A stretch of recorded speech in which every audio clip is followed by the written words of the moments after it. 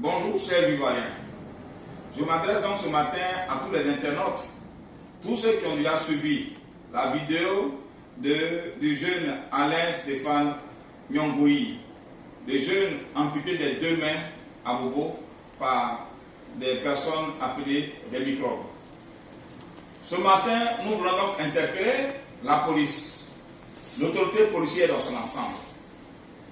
Suite à l'agression du jeune Alain Stéphane, la police, quelque temps après, sans avoir visité la victime et s'enquérir des nouvelles et des circonstances de son agression, a rapidement produit un communiqué et disant que le jeune Alain Stéphane est un brouteur. Par conséquent, tous ceux qui étaient mobilisés pour lui apporter une aide sociale ont tous baissé les bras. Stéphane est donc absolument livré à lui-même et son rêve est brisé. Son rêve d'être couturier est brisé. L'enfant de 21 ans, très tôt, a perdu son père. Il est donc avec sa mère et ses parents maternels. Il est l'aîné des 3 enfants de sa maman à 21 ans. Le second à 7 ans et l'autre à 4 ans, dit-on. Aujourd'hui, il ne peut plus rien faire. Cette agression l'a rendu dépendant de tous.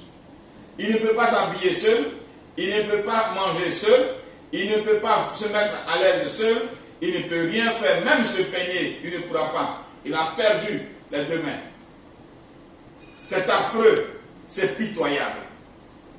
Chère autorité policière, votre déclaration n'a pas été juste. C'est vrai, quand vous parlez, c'est la voix de l'autorité, c'est la voix de la légalité qui a parlé, mais vous n'avez pas été juste. Votre déclaration n'a pas été juste. L'enfant n'est qu'un apprenti couturier.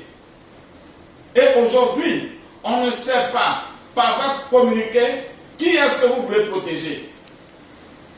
Qui est-ce que vous voulez protéger en salissant, en ternissant l'image de ce jeune de 21 ans qui est pourtant dévoué, déterminé à apprendre un métier pour être demain indépendant. Que notre administration ne peut pas offrir à tous un emploi.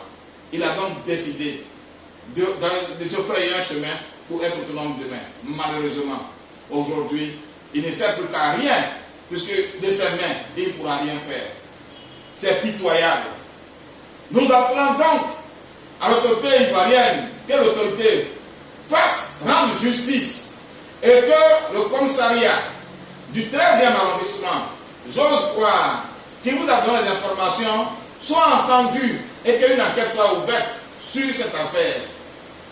Imaginez-vous, il y a quelques jours de cela, le commissariat du 13e arrondissement d'Abobo ne cesse d'appeler cette famille, lui intimidant, lui donnant l'ordre de supprimer les vidéos qui sont sur les réseaux sociaux parce que selon ces personnes-là, ces vidéos viseraient à ternir l'image de la police. Non! Nous ne cherchons en aucun cas à ternir l'image de la police. Nous voulons rétablir et laver l'image de l'enfant et amener la police à dire la vérité. C'est cela l'objectif. Qui peut ternir l'image de la police? Personne. L'image de la police a tellement de moyens pour dire la vérité. Nous cherchons la vérité. Voilà qu'un pauvre citoyen n'a pas été assisté. Voilà qu'un pauvre citoyen a été victime d'une diffamation, d'un mensonge organisé.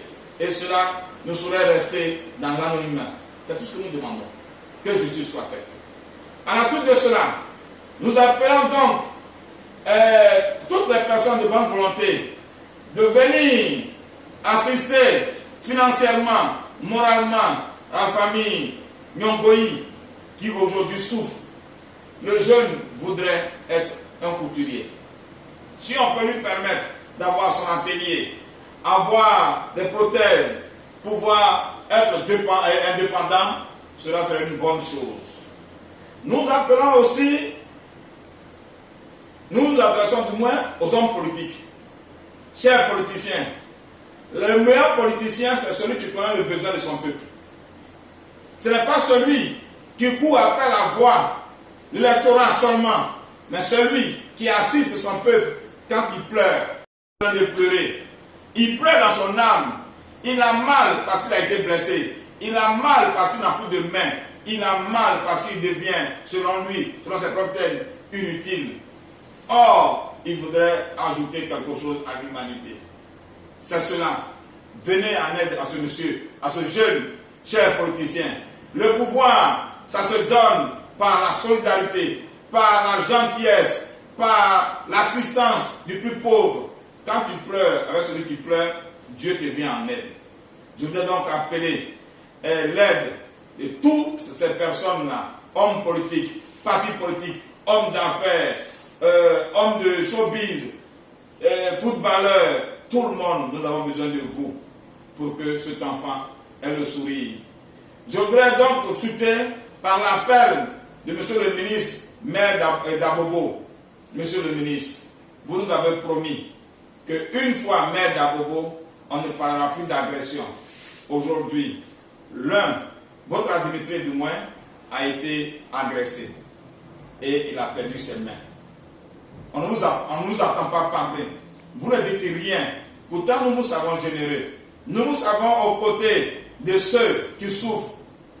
Qu'a-t-il fait, ce jeune Alain Bomané? Qu'a-t-il fait pour que vous restiez silencieux, mieux à son affaire? Nous vous attendons donc pour que vous réagissiez et que ce jeune-là retrouve le sourire un jour.